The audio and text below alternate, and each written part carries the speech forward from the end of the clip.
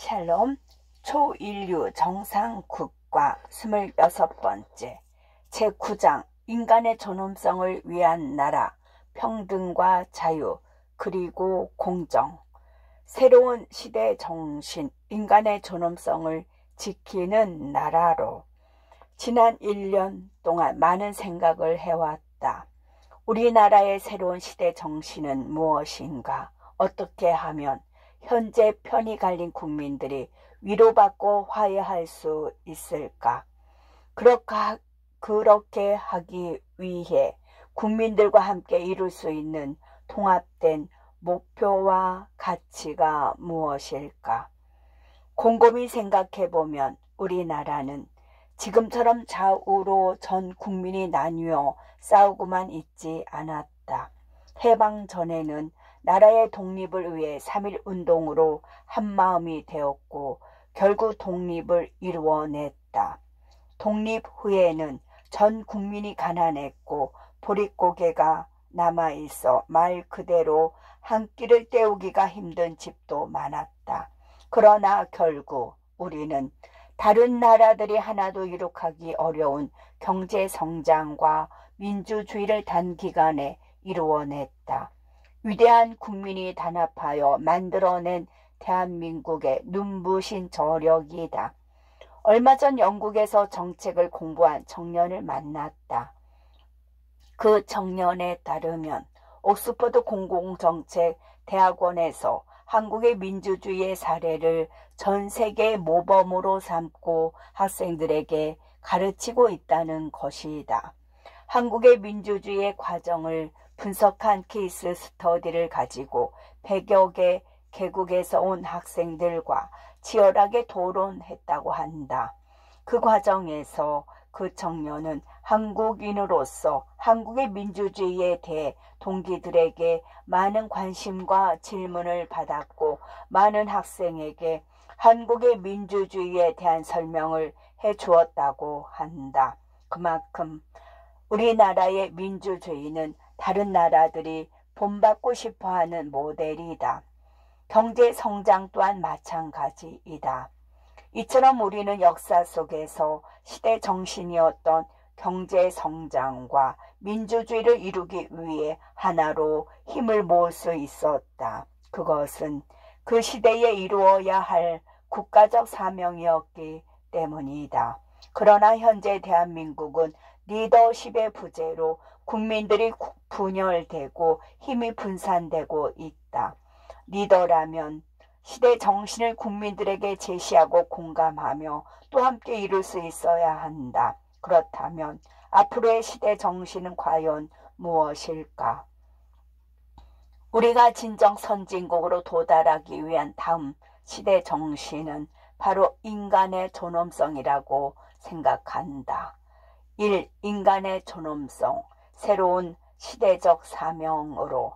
헌법 제10조는 이렇다. 모든 국민은 인간으로서의 존엄과 가치를 가진다. 인간의 존엄성은 인간이라는 이유만으로 그 내재적 가치가 있으며 인간이 출생하는 순간부터 부여받은 천부 인권 사상에 기반을 두고 있다. 따라서 인간이라는 이유만으로 존엄한 가치를 보장받고 존중받아야 한다. 인간의 존엄성이란 전통적으로 생명권, 인권 등이 있지만 시대에 맞게 인간의 존엄성에 새로운 가치를 더해야 한다. 내가 생각하는 이 시대에 더해져야 할 인간의 존엄성이란 다음과 같다. 행복할 권리, 존중받을 권리, 정당한 노력에 대한 보상을 받을 권리, 사회적으로 평등할 권리, 그리고 기회의 평등이다. 사회적 평등은 곧 개개인의 존엄성이 동일하다는 것이며 누구든지 가진 것과 지위에 상관없이 사회적으로 차별받지 아니하는 것이다. 무슨 직업을 갖든지 사회적 위치가 어떠하든지 돈이 많든지 없든지 간에 사회적 차별이 없어야 하며 서로 존중해야 한다. 이것은 각자의 존엄성이 동일하고 평등하기 때문이다. 인간의 존엄성은 차이를 따질 수가 없다. 따라서 헌법 제10조에는 모든 국민은 인간으로서의 동등한 존엄과 가치를 가진다라고 내재적으로 명시되어 있다고 생각한다. 왜 존엄성인가? 여러 존엄성에 관련된 사회적 문제들. 우리나라는 예전에는 성폭력, 학교폭력, 갑질, 불평등, 불공평, 상하 계급 간 언어폭력 등 현재의 시각에서 볼 때 말도 안 되는 불합리가 존재했다. 과거에 우리는 그것이 불합리하다는 생각은 하였지만 지금처럼 사회적으로 크게 문제가 되어 이슈가 계속 대두되지는 않았다. 경제 성장의 과정에서 우리는 우리의 존엄성에 대한 훼손을 참고 있었던 것 같다. 요즘 계속 이슈가 되는 연예인 학교 폭력, 성폭력 같은 미투 운동, 그리고 경비원 분들에 대한 갑질을 보면서 우리가 이제 진정으로 원하는 것이 인간의 존엄성이라는 것을 떠올리게 된다.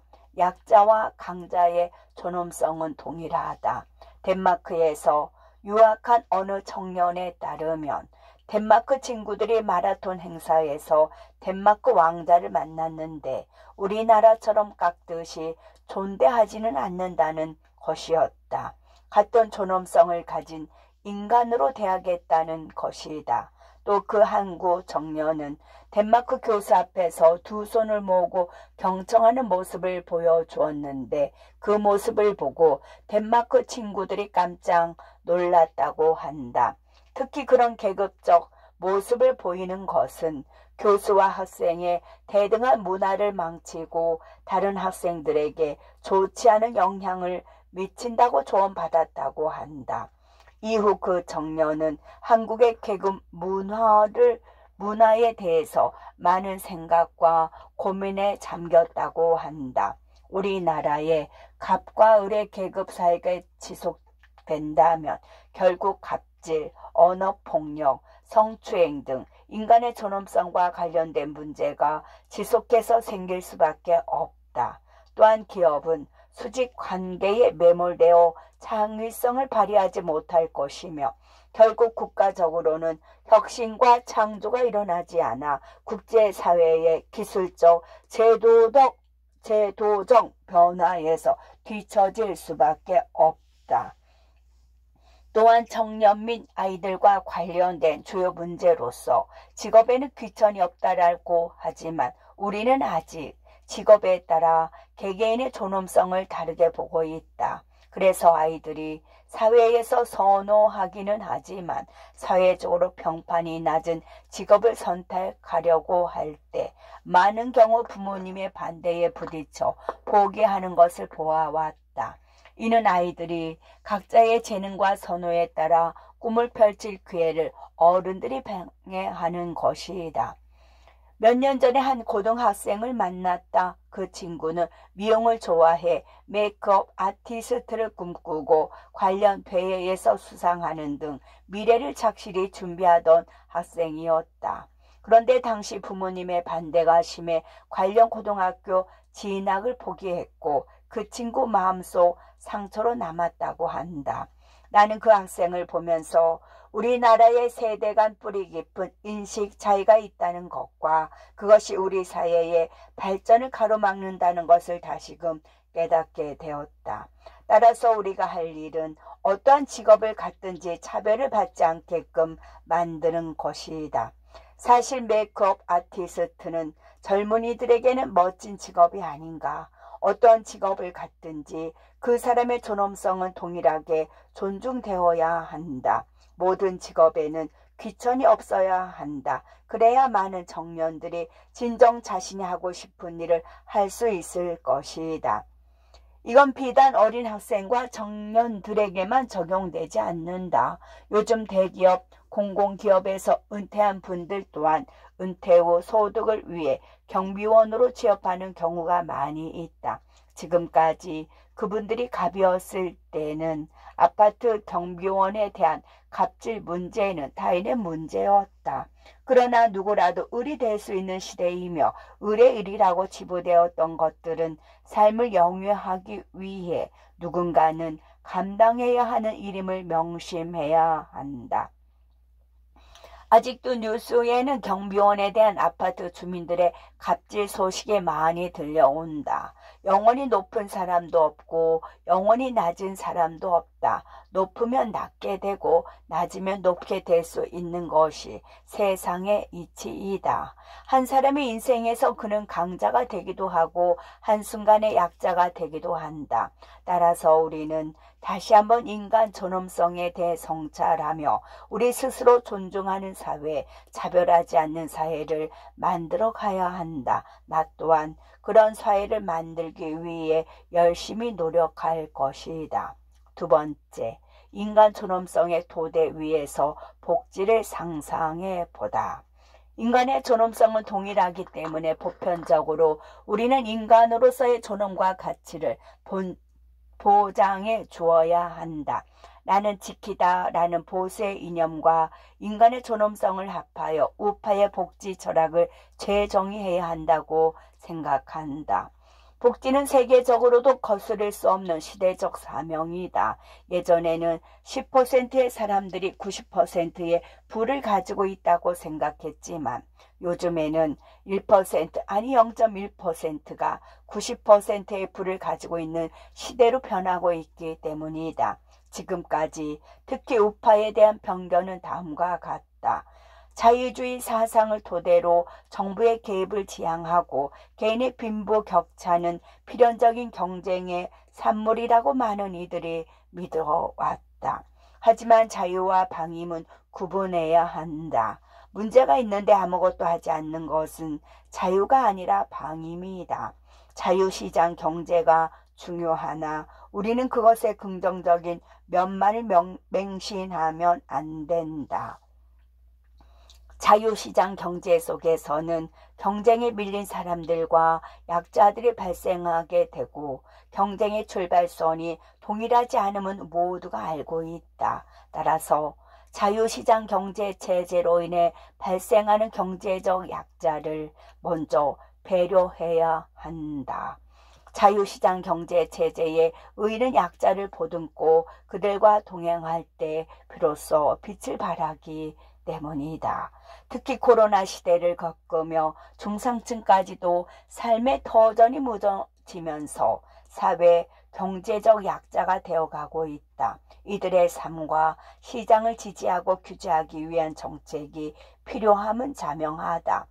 우리는 누구나 다 약자가 될 수 있다. 아무리 능력이 좋은 사람이라 할지라도 건강을 잃는다면 한순간에 빈곤층이 될 수 있다. 가족 구성원 중 한 명이 아파 중산층이 몰락한 사례도 많이 보아왔다.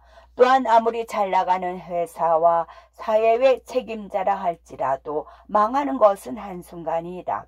특히 코로나로 인해 그동안 장사가 잘 되었던 식당 또한 버티기가 그 끝을 보이는 지금 국가와 정부는 누구나 약자가 될 수 있다는 사회적 합의에 동의하고 그에 대한 정책을 만들어야 한다.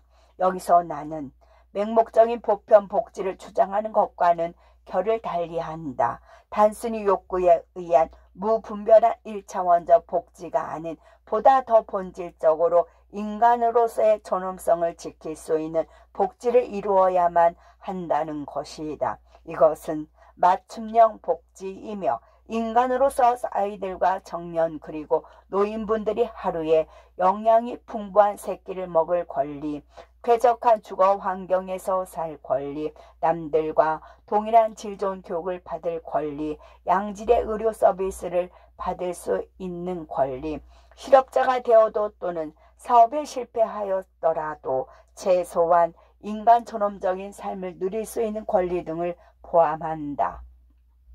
최소한 그 사람이 어떠한 일이 있더라도 인간으로서의 존엄적인 삶을 살 수 있도록 마지노선을 만들어 놓고 복지를 하자는 것이다. 이러한 권리만 지켜진다면 가난한 청년들과 노인들이 단칸방과 고시원에서 열악하게 살아가며 라면으로 끼리를 때우는 일은 없어지게 될 것이다. 이것은 욕구에 의한 무분별한 복지가 아니라 필요에 의한 복지이다. 그래서 우선 모두가 인간다운 삶을 살 수 있는 최소한의 기준을 합리적으로 또 현실적으로 세워야 할 것이다.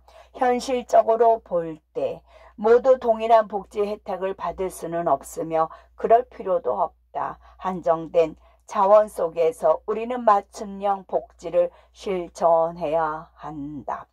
보편적 복지와 맞춤형 복지로 2019년 통계에 의하면 한 가구가 시장에서 벌어들인 소득을 기준으로 한 진위 개수, 소득 5분의 배율, 상대적 빈곤율 등은 모두 악화한 것으로 나타났다. 이는 경제적 약자가 더 살기 어려워졌다는 것을 말해준다. 아이러니하게도 2019년 정부 예산은 470조 원으로 소위 슈퍼 예산으로 불렸으며 당시 복지 명부 예산은 전체 예산의 34.5%로 책정되어 역대 최대였다. 이처럼 많은 예산을 복지에 썼음에도 상황이 악화한 이유 중 하나는 보편적인 복지를 바탕으로 예산을 집행했기 때문이다. 국민의 세금을 계획 없이 제대로 된 정책 없이 또 욕구에 의해 사용해서는 안 된다. 포퓰리즘은 매우 달콤하다. 한번 맛을 보면 절대 빠져나올 수 없다. 보편적인 복지는 당장은 좋아 보일지 몰라도 결국 나라를 위태롭게 할 수 있다. 마키아벨리는 그의 저서 군주론에서 이런 말을 하였다. 군주가 후하게 베푼다는 평판을 받으려면 엄청난 돈을 써야 하고 결국 재력이 바닥날 수 있다. 그렇게 되면 다시 많은 세금을 걷어야 하므로 결국에는 사람들의 미움을 사게 된다고 하였다. 따라서 현명한 지도자가 재정을 튼튼하게 하는 것은 결국 국가를 수호하는 길이자 많은 세금을 걷지 않음으로써 민심을 얻을 수 있는 길이 될 것이다. 결국 인기를 얻기 위한 포퓰리즘 정책은 나라를 파멸로 몰고 갈 수 있다. 복지 예산은 필요하지 않은 사람에게 허투루 돈이 들어가지 않도록 해야 한다. 그것이 복지의 기본이다. 필요한 사람에게 더 많은 더 충분한 지원이 될 수 있도록 해야 한다. 새로운 조사, 전 국민의 인간답게 살 권리가 지켜지는가? 그래서 먼저 우리는 사람이 인간답게 살아가는 데 필요한 모든 것에 대한 지역별 조사를 할 필요가 있다. 지역별 조사를 하는 이유는 지역마다 물가와 생활 환경 등이 다르기 때문이다. 얼마 전 유튜브에서 쪽방에서 라면만을 먹고 살아가는 노인분들을 본 적이 있다. 또한 가난한 집의 아이들은 영양 섭취가 중요한 성장기에 양질의 식사를 못하는 경우가 있다. 그러한 집에 부모가 맞벌이라면 아이들을 제대로 식사하기 힘들 것이다. 노벨 경제학상을 받은 에스테르 디플로 아비지트 베너지가 쓴 가난한 사람이 더 합리적이다라는 책에서는 어렸을 때의 영양 섭취가 뇌의 발달에 큰 영향을 끼치며 성인이 되었을 때의 소득을 좌우한다고 하였다. 여기서는 어린이 청년의 초점을 맞춰 이야기해 보고자 한다. 우리나라가 경제 성장을 이만큼 이루어냈지만 아직 우리는 복지 사각지대를 만들어 놓고 외면하고 있는 것이 아닌가 깊은 고민에 빠지게 된다. 그분들이 국가의 지원을 받지 못하는 것은 아니다. 다만 조금 더 집중하여 더욱 인간다운 삶을 살 수 있도록 해야 한다. 진정한 복지라면 그러한 분들이 최소한 집다운 집에서 양질의 새끼 식사를 할 수 있도록 도와야 한다. 가난한 집의 아이들이라면 양질의 교육을 받을 수 있도록 도와야 하며 청년은 적어도 한평 남짓한 고시원보다는 나은 환경에서 살 수 있도록 고시원 최저 평수를 규제해야 한다. 조사를 통해 이러한 기준들을 마련하여 최소한 인간답게 살 수 있는 복지 기준을 만든다면 좀 더 나은 삶을 영위할 수 있게 될 것이다. 세 번째, 인간 존엄성과 맞닿은 복지의 첫 번째 질문, 밥은 잘 먹었니?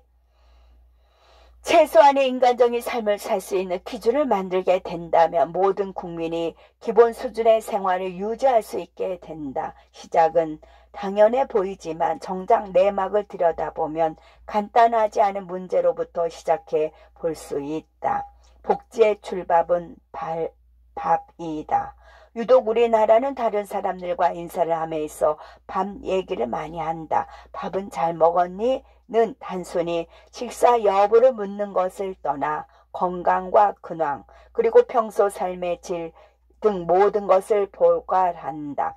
헤어질 때에도 밥 한 번 먹자라고 하면서 보다 더 친근하게 가까운 미래의 만남을 기약한다. 이처럼 밥과 관련하여 기본적인 인간의 존엄적인 삶을 위해 다양한 정책적 방법을 시행할 수 있다. 예를 들어 저소득 가정의 아이들에게 영양이 풍부한 하루 3끼 식사를 보장하는 것이다. 영양이 풍부한 하루 3끼 식사는 인간으로서 누려야 할 기본적인 존엄적 권리이다. 한 연구에 따르면 저소득 가정에서 아동이 결식하거나 영양이 부실한 식단을 섭취하는 경우가 많다고 조사되었으며 부유한 가정과의 영양 양극화가 심화되고 있다고 한다. 점심은 대개 학교에서 먹을 수 있으므로 아침을 학교에서 제공하거나 양질의 도시락을 배달해 줄 수 있을 것이다. 프랑스 마크롱 정부의 경우 10만 명의 최상위 계층 학생들에게 무상으로 아침을 제공하고 점심값을 단돈 1유로 약 1280원 정도에 먹을 수 있게끔 하는 정책을 내놓았다.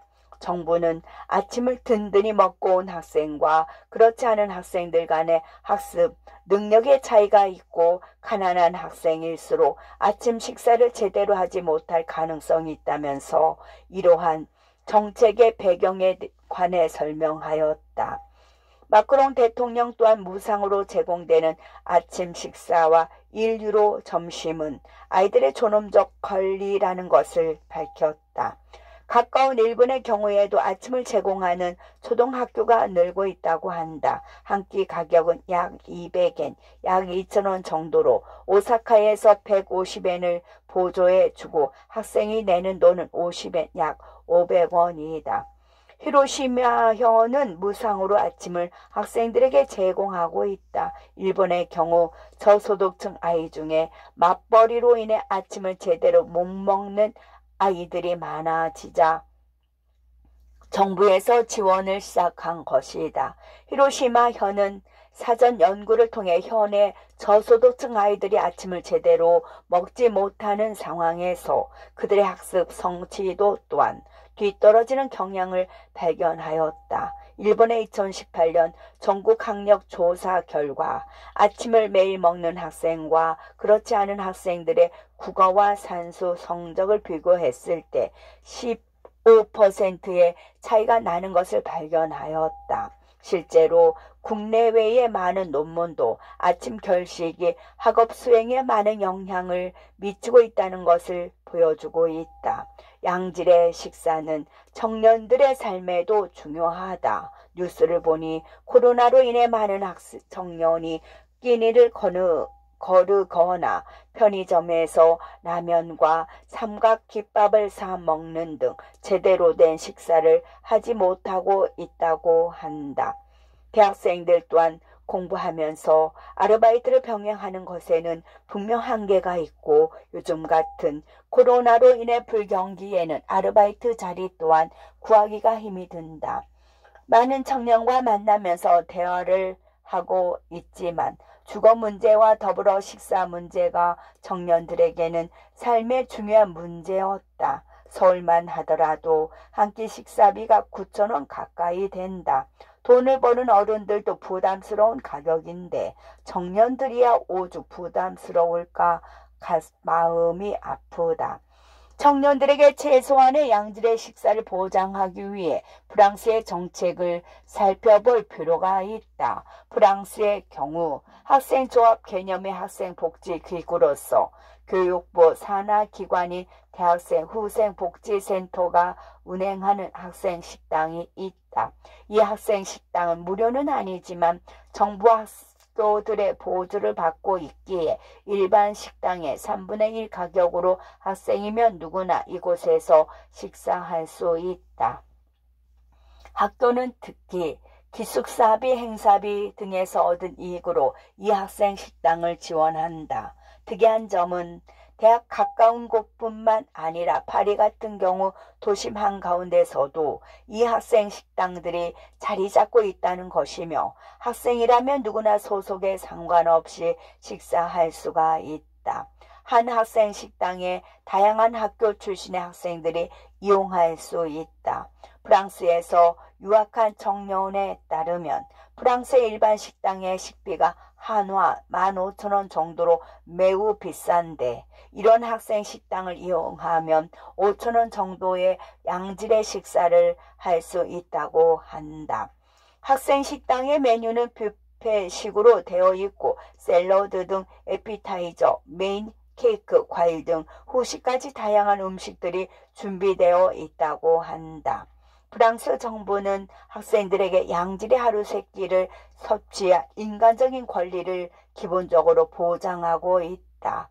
우리도 프랑스의 학생식당 제도를 우리나라의 실정에 맞게 들여올 필요가 있다. 물론 모든 청년들에게 프랑스처럼 할 수는 없지만 최소한 그들이 직업을 얻기 전 사회 경제적 약자로 있는 기간만이라도 청년들에게 우리가 최소한의 양질의 식사를 보장해야 할 의무가 있다고 생각한다.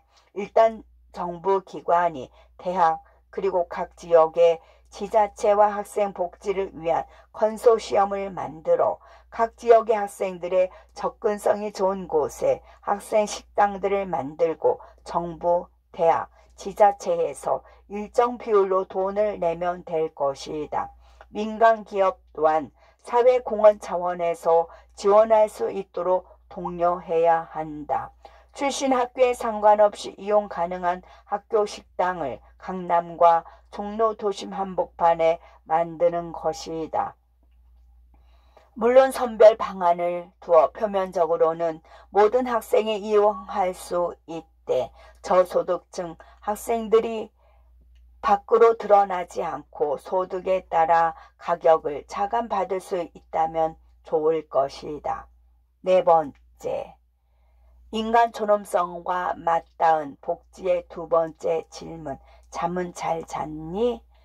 밥에 이어 복지의 두 번째 초점은 잠으로 옮겨간다. 고단한 일상 속에서 유일한 안식처는 뭐니 해도 집이다. 화려하든 소박하든 결국은 내가 사는 공간을 중심으로 밥에 이어 인간의 쉼과 재충전의 시간이 잠으로 표현된다. 여기서 나는 주거의 문제를 언급하고자 한다. 우리나라 청년들의 주거를 떠올리면 가장 먼저 생각나는 게 고시원이다. 한 평 정도 되는 고시원 생활은 생각보다 정말 쉬운 일이 아니며 많은 학생들이 주거 기본권조차 누리지 못하고 있다. 예전에 신림동에서 고시 공부를 하는 학생을 만났는데 고시원 1.5평의 월세가 40만 원이라고 해서 매우 놀란 적이 있다. 한 인간으로서 최소한의 주거권을 보장해 주어야 하는 것이 중요하다고 생각한다. 현재 고시원의 평수 제한은 지자체별로 상이하다. 서울시의 경우 고시원방 크기는 2평 이상 되도록 강제하고 있는데 앞으로 이를 일괄적으로 지킬 수 있도록 해야 하며 더 나아가 최저 평수를 늘려가야 한다. 청년 주거 문제를 해결하기 위한 다른 나라의 예시를 들자면 프랑스의 알로카시옹이 있다. 보통 주거비의 10에서 15%를 국가에서 지원하고 있다고 하는데 우리나라에 접목시킨다면 보편적인 지원보다는 꼭 필요한 청년들에게 소득별 맞춤형으로 지원하는 것이 타당해 보인다. 프랑스의 또 다른 주거 정책 중 하나는 파리의 모든 유학생이 거주할 수 있는 국제 기숙사촌을 만들어 놓은 것이다. 파리 중심부에서 남쪽으로 조금 떨어져 있는 곳에 하나의 마을을 이루고 있다. 이곳에서는 각국이 프랑스 정부로부터 땅을 받아 자기 나라 국가의 돈으로 기숙사를 짓는다. 그 안에 학생 식당도 있어서 기숙사비도 저렴할 뿐만 아니라 식당 또한 저렴하여 많은 학생들이 혜택을 받고 있다. 우리나라는 프랑스의 예를 활용하여 서울의 대학 기숙사촌이나 저렴한 청년 임대주택을 만들 수 있다. 정부는 땅만 제공하고 기숙사 건설은 각 학교가 할 수도 있으며 민간에 맡길 수도 있을 것이다. 공간은 알게 모르게 우리 삶의 질을 좌우하는 중요한 요소이다. 결국은 내가 어디서 살며 어디서 어떻게 살아가느냐가 인간으로서의 존엄과 자존심을 지켜나가는 문제와 긴밀하게 연결된다. 무엇보다 영끌해서도 집을 살 수 없는 젊은이들과 사회적 약자들을 위한 주거 문제에 있어서는 국가가 더욱 책임의식을 가지고 방안을 마련해야 한다. 밥에 이어 잠의 기본적인 질까지도 챙겨주는 국가야말로 선진국에 진입한 대한민국이 지향해야 할 새로운 국가의 모습이다. 인간 존엄성 실현을 위한 재원 마련, 공공기금 지원 제도를 정리하라. 공공재원 마련을 위해서는 모든 지원 예산들을 조사하여 낭비되는 거, 불필요한 것을 없애야 한다. 많은 지원 제도가 너무 허투루 쓰이고 있다. 민간사회단체, 자격이 안 되는 기업, 개인의 부정수급 문제, 수많은 공공사업에 들어가는 전시행정 비용 등을 살펴봐야 한다. 그리고 국가에 꼭 필요하지 않은 직책 등을 없애는 동시에 정부 예산과 지자체 예산 가운데 흩어져 있는 비슷한 성격들의 지원 예산들을 통합해야 한다. 또한 가짜로 복지 혜택을 받는 수급자들을 선별해야 한다. 아직도 뉴스에서는 서울의 임대주택에 외제차들이 출비하다고 한다. 수급자에 대한 전수조사 또한 매우 시급한 상황이다. 특히 정부 보조금을 허위로 타는 사례에 대한 전수조사가 필요하다. 예를 들어 어떤 어린이집 원장이 실제 근무하지 않은 보육교사를 채용했다고 하며 인건비를 신청하거나 보육비가 지원되는 어린아이의 숫자를 허위로 늘리는 방법으로 보조금을 타는 사례가 있었다. 비단 어린이집뿐만 아니라 보조금을 타는 많은 기관들의 문제일 것이다. 또한 나라의 돈을 허위로 타내는 기관과 사람에 대한 강력한 처벌을 규정하는 법을 만들어야 한다.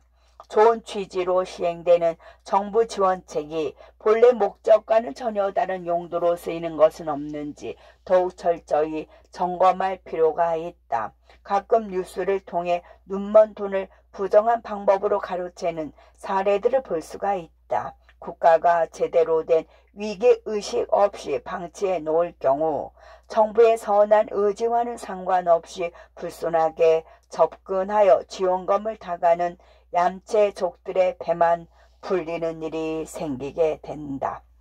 기업의 사회적 책임 강화. 기업 또한 마찬가지이다. 법인세를 인상하지 않더라도 자발적으로 사회적 책임을 강화해야 한다.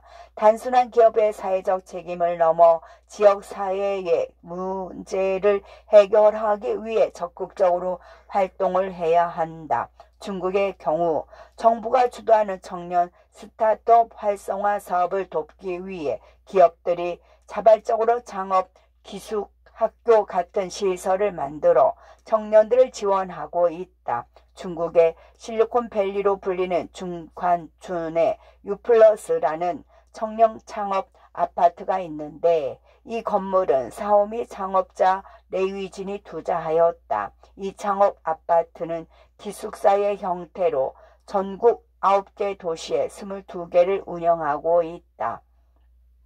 이 창업 기숙사를 통해서만 5,000명이 넘는 청년이 창업 생태계로 들어와 살고 있다. 사오미 외에도 성공한 중국 기업가들은 후배 스타트업을 지원하기 위해 거주, 투자, 교육 등 모든 분야에서 지원하고 있다. 결국 정부와 민간의 협력으로 중국은 세계 최대의 유니콘 기업을 보유한 국가가 되었다.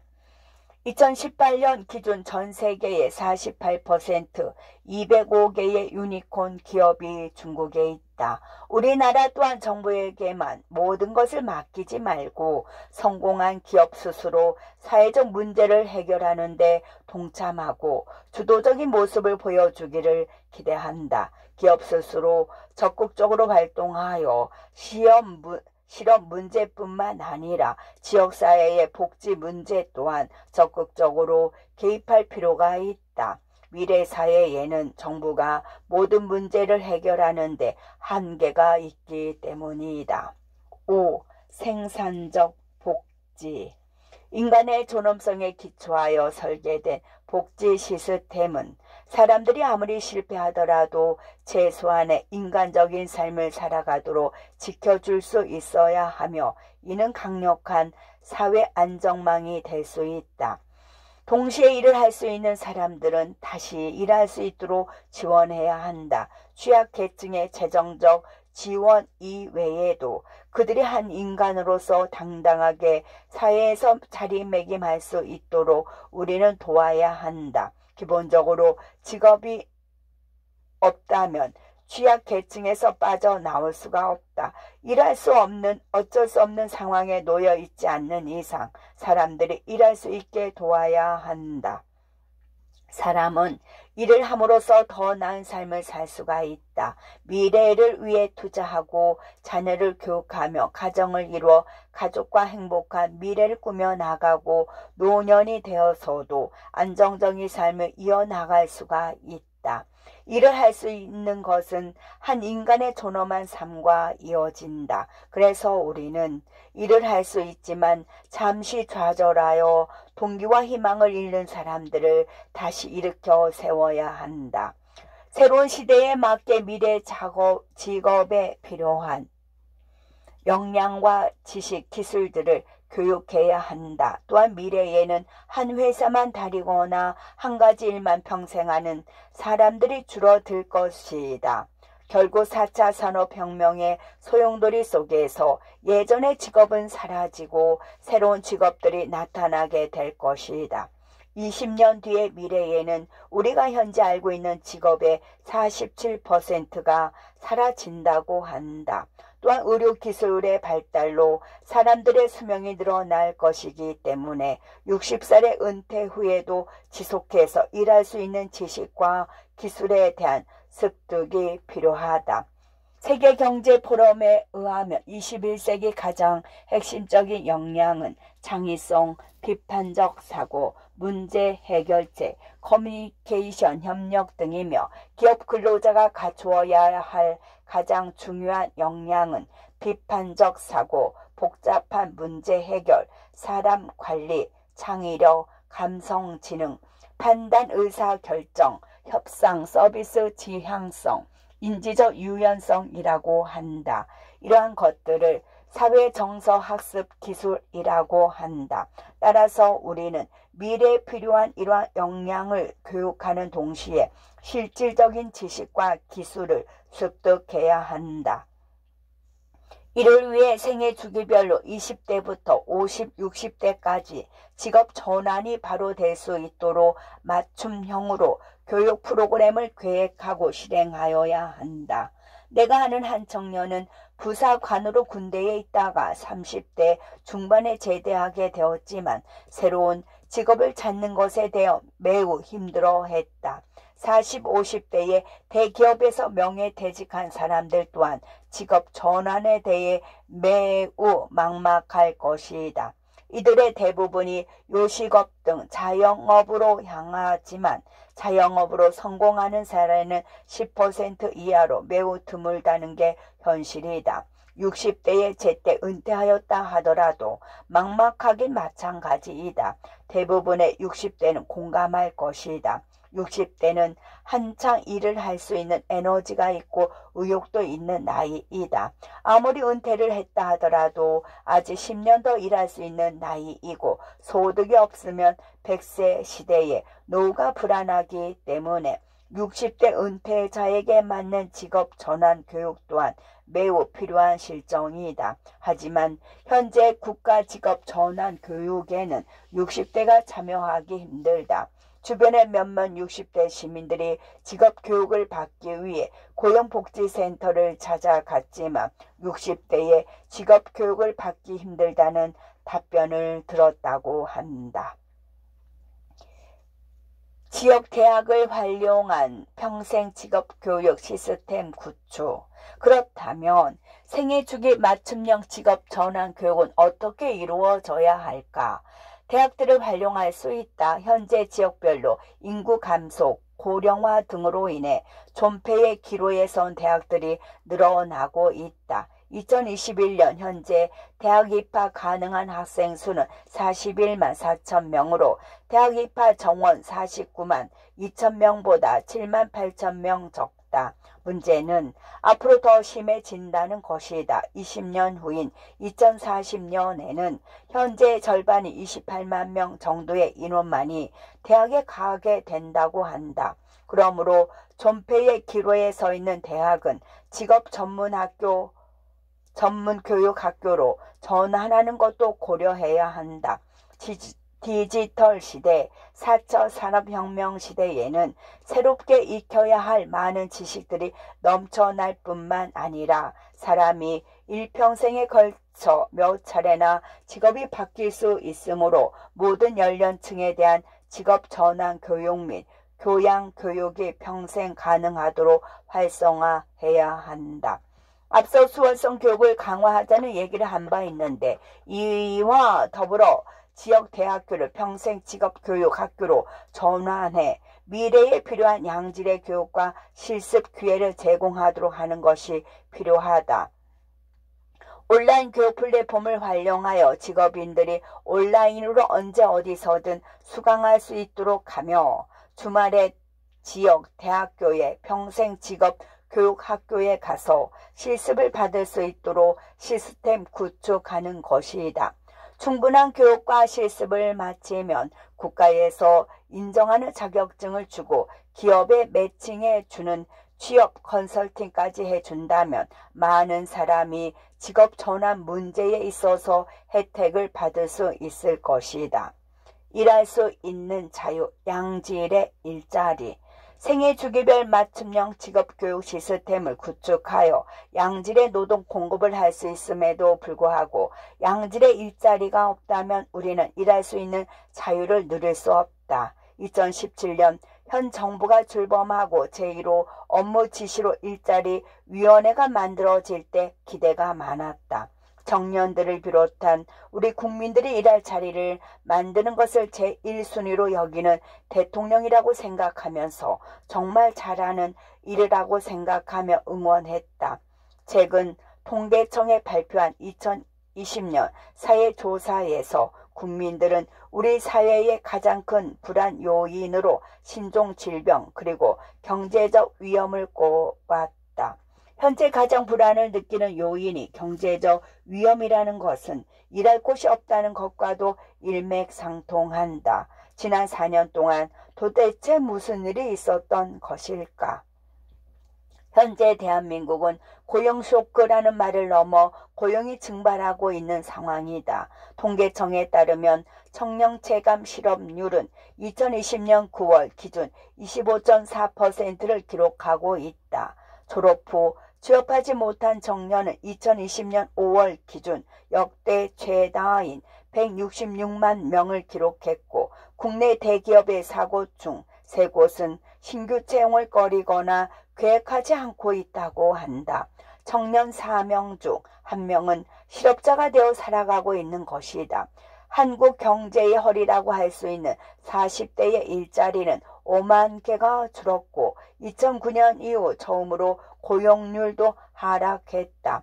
정부도 코로나로 증가한 실업에 대응하기 위해 공공일자리를 30만 개 이상 만들려고 하고 있다. 이를 위해 1조 3,401억 원이 투입된다고 하지만 공공일자리들은 농어가 일손 돕기, 전통시장 배달 서비스, 관광통역 안내사 활용, 서울관광인플루언스, 방역 등 아르바이트 수준의 일자리들이 대부분이다. 코로나로 인해서 단기적으로는 어쩔 수가 없다고 생각하더라도 코로나 이전에도 이러한 유명무실한 공공일자리들이 많이 있었다. 서울시 같은 경우 청년 일자리들을 늘리기 위해 서울형 뉴딜 일자리라는 사업을 운행하였고 1000개 정도의 일자리 창출을 목표로 하였다. 하지만 이 프로그램에 참여한 몇 명의 청년들을 만나 이야기를 나누어 보니 한 청년은 예술대학원 전공자로서 서울시 한 지자체의 예술재단에서 일하는 꿈에 부풀어 있었지만 로비엘 안내원으로 배치하여 큰 충격을 받았다고 했고 다른 한 청년은 직무와 상관없이 지자체 공공기관 안에 있는 커피숍에서 일하게 하여 바로 일을 그만두었다고 했다. 참으로 안타까운 일들이다. 2018년도에도 비슷한 예가 있었다. 정부는 단기 공공 일자리를 만들기 위해 국립대학교에서 빈 강의실에 불을 끄는 일자리를 만들었다. 또한 28억 원의 예산이 투입된 소상공인 제로페이 시스템 홍보 요원 모집, 라돈 측정 서비스 요원 등 실질적으로 일하는 사람들에게 아무런 도움이 안 되는 일자리를 만들었다. 이는 노동자의 자존심과 존엄성을 훼손하는 일이다. 아무리 공공일자리라고 하더라도 그 사람이 공공일자리를 통해 실무를 익히고 경력을 쌓고 민간의 양질의 일자리로 전환할 수 있도록 도와야 하는 것을 목적으로 해야 하고 이것이 잘 지켜지는지 모니터링을 해야 한다. 특히 청년들에게 일자리는 단순히 돈을 받는 것이 아니라 자신의 꿈을 이루는 토대이다. 이를 무시하고 단순히 숫자만 쉽게 늘릴 수 있는 아르바이트성 공공 일자리를 만든다면 세금만 낭비하는 꼴이 된다. 청년을 위한 나라는 없다라는 책에서 청년들이 가장 바라는 것 중 한 가지는 좋아하는 일, 미래에 대한 발전 가능성이 있고 합당한 보수가 있는 일이라고 한다. 어찌 보면 당연한 이야기이지만 우리는 지금까지 이러한 사실들을 예면해 왔다. 이를 위해 국가가 책임지는 것이야말로 일할 수 있는 진정한 자유를 지키고 인간의 존엄성 또한 지키는 것이다. 양질의 일자리를 많이 만들어내는 것이야말로 사실상 최상의 복지라고 할 수 있다. 6번째, 청년들에게 중요한 공정사회, LH 사건으로 몰락한 공정과 정의. 존엄성을 지키는 것과 더불어 청년들에게 가장 중요한 가치 중 한 가지는 공정이다. 문재인 정부에서 청년들이 등을 돌린 이유는 공정한 사회를 만들겠다고 했던 공언과는 달리 오히려 부정부패의 내로남불을 보여주었기 때문이다. 공정하지 않은 사회에서는 자신의 노력에 대해 정당한 보상을 받을 수가 없기 때문이다. 청와대 정치권을 비롯하여 스타항공 이상직 의원의 사례에서 보듯 권력 집단의 인사청탁이 광범위하게 퍼져 나라를 썩게 하고 있다. 청년들은 취업을 위해 죽어라고 노력하는데 권력을 가진 사람들이 자신의 자녀를 인사청탁으로 쉽게 취업시킨다면 청년들은 결국 그 노력조차 포기하게 될 것이다. 누구나 부모의 직업이나 부의 유무, 자신의 위치와 상관없이 공정한 경쟁을 하여 발전해 나갈 수 있어야 한다. 그러기 위해서는 현재 만연해 있는 자녀 대물림에 대한 규제와 더불어 인사청탁에 대한 처벌을 대폭 강화해야 한다. 인사청탁자와 그것을 들어준 사람의 이름과 직책을 정부 홈페이지에 공개하는 것도 한 방법이 될 것이다. 부패의 척결은 공정한 경쟁 속에 최선의 노력을 다하며 이룰 수 있다는 희망 사다리의 복원이며 청년들에게 가장 중요한 것이기 때문이다. 취업에 대한 공정한 경쟁 또한 중요한 이슈이지만 LH 직원들의 땅 투기 사례가 큰 사회적 이슈가 되었다. LH 직원들이 내부 정보를 이용하여 신도시 개발지역의 땅을 미리 사놓는 등 투기를 일삼는 것이 적발되었다. 어느 SNS에서는 등록금 낼 돈이 없었던 사촌형이 LH에 입사한 지 15년 만에 재산을 무일푼에서 20억 이상으로 불렸다는 이야기가 나왔다고 한다. 이로 인해 요즘 영혼을 끌어모아다 집을 사기 힘들다는 20대, 30대의 분노가 치솟고 있다. 20, 30대 청년들에게 가장 중요한 것은 공정 곧 페어플레이이다. 내부 정보를 활용하여 반칙으로 돈을 쉽게 번 LH 직원들은 청년들이 가장 바라는 공정사회를 무너뜨린 것이다. 반칙은 희망을 빼앗는 일이 된다. 공정하지 않은 사회에서 청년들이 희망을 잃으면 그 사회에는 더 이상 미래가 없게 된다. 공정한 사회를 만드는 것은 곧 기회가 평등한 사회를 만드는 것이다. 우리가 지향하는 것은 기회의 평등이다. 얼마 전 공정한 출발선을 지켜주면 할아버지라도 지지한다는 기사를 보았다. 조국 전 법무부 장관의 자녀가 부정 입시로 의학 전문 대학원에 입학하고 또 병원에 인턴으로 들어간 사실 때문에 청년들의 분노가 채 가시지 않은 이때 LH 사태마저 터진 것이다. 2019년 경기도 연구원의 조사에 따르면 응답자의 76.3%가 우리 사회에는 공정하지 않다고 답했다 한다. 2021년 LH 사건이 터진 이후 대부분의 청년들이 2019년보다 더 우리 사회가 공정하지 않다고 느끼고 있을 것임을 자명하다. 이러한 것이 얼마 전 서울, 부산시장, 재보궐 선거 결과로 드러났다. 지금까지 여당을 지지해온 청년들이 조국 자녀 불공정 입학 사태, LH 사태 등 불공정 이슈에 실망하여 야당에 압도적인 몰표를 던진 것이다. 그만큼 청년들에게는 공정이라는 가치가 중요하다. 따라서 우리는 공정한 사회, 즉 공정한 출발선을 만드는 일에 사활을 걸어야 한다. 결과의 평등보다는 기회의 평등이 더 공정하다. 청년들은 기회의 공평등을 원하지 결과의 평등을 원하지 않는다. 결과의 평등은 공평하지 않기 때문이다.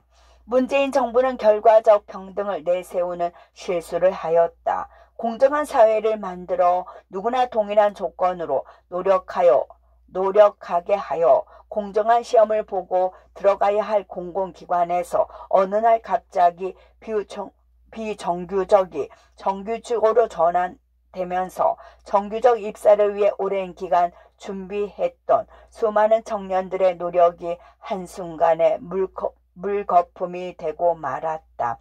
이러한 결과적 평등이 공정과 정의를 외치는 문재인 정부의 모습이다. 오히려 비정규직 청년들에게 입사 시험에서 가산점을 주는 방식으로 했다면 조금 더 괜찮지 않았을까 하는 아쉬움이 있다.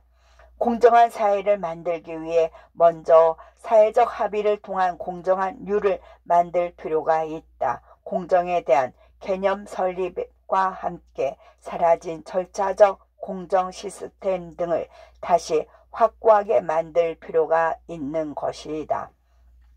보수, 기득권으로 오해받고 싶지 않거든 헌법 정신으로 돌아가라. 보수가 국민들로부터 가장 많이 받는 오해이면서도 선입견으로 남아있는 부분은 바로 기득권 세력이라는 것이다. 물론 대한민국 정치사를 살펴보면 보수 계열로 대표되는 세력이 오랫동안 정권을 유지했음을 쉽게 확인해 볼 수 있다. 실제로 산업화의 눈부신 열매를 비롯해서 민주화의 안착에 이르기까지 그 시대적 흐름 속에서는 항상 보수의 주도적 역할이 있었다. 그러나 이런 시대적 공이 있음에도 불구하고 그 이면에는 성장과 발전이라는 명분에 가려져 따스하게 챙기지 못한 사회적 약자들이 있었음을 부인할 수 없다. 산업화와 민주화에 걸출한 영웅들이 만든 대한민국이 이전에 수많은 무명의 국민들이 자신들의 땀과 피를 뿌리며 만든 나라이다. 대단한 보상이나 인정도 없었지만 그저 내 자식이 더 나은 세상에서 살았으면 하는 불굴의 헌신과 집념이 똘똘 뭉쳐 오늘날의 선진 대한민국을 일군 것이다. 케네디가 조국이 여러분을 위해 무엇을 할 수 있는지 묻지 말고 여러분이 조국을 위해 무엇을 할 수 있는지 스스로 물어보라 했을 당시 이미 우리 국민들은 일당백으로 이 나라를 일으키기 위해 헌신하였다. 그런데 이런 국민의 헌신과 희생이 어느 순간부터 국가 차원에서 너무 당연시 된 것이 아닌가라는 느낌이 들 때가 있다. 경제는 세계 10대 강국으로 성장했고 전반적인 사회체계 역시 선진국 반열에 위풍당당하게 올랐지만 정작 국민들 개개인의 삶은 여전히 어렵고 미래가 불투명한 경우가 허다하다. 과거 국가가 부유하고 행복해지기 위해 국민들의 삶을 비용으로 치렀다면 이제는 국가가 국민들에 대한 빚을 갚는 서비스 정부로서의 면모를 실현할 때가 온 것이다. 만약 보수가 이러한 시대 정신을 감안하지 못하고 약자에 대한 배려 정신을 함양하지 못할 경우 기득권 프레임 극복은커녕 국민들의 완전한 신뢰를 회복함에 있어서도 큰 걸림돌로 작용할 것이다. 여기서 국민 서비스를 실현시키기 위한 가치는 바로 헌법 속에 규정되어 있고 앞서 언급했던 인간의 존엄성 역시 국민의 기득권을 더 이상 형식으로 두어서는 안 된다는 시대 정신과 맞닿아 있다.